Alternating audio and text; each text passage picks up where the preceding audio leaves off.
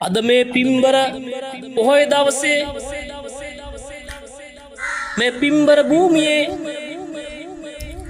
අපේ පින්වත් නායක මාහිමිපාණන් වහන්සේ ඔබ සියලු දෙනා සීල සමාදානය කෙරෙව්වනේ. අද උදෑසන ඉඳන් ධර්ම රාජෝත්තමයන් වහන්සේ සරණ ගියානේ. සාදර ගෞරවයෙන් අද පිරිසක්දාවෙන් උන්වහන්සේ සරණ ගියානේ. මම මේ කියන දේ ගැන චුට්ටක් හිතලා බලන්න.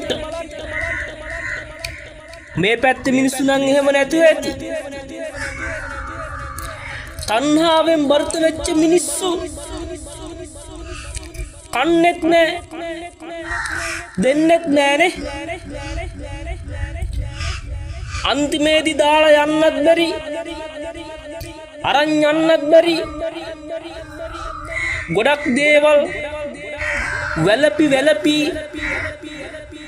මැරලා යනවනේ.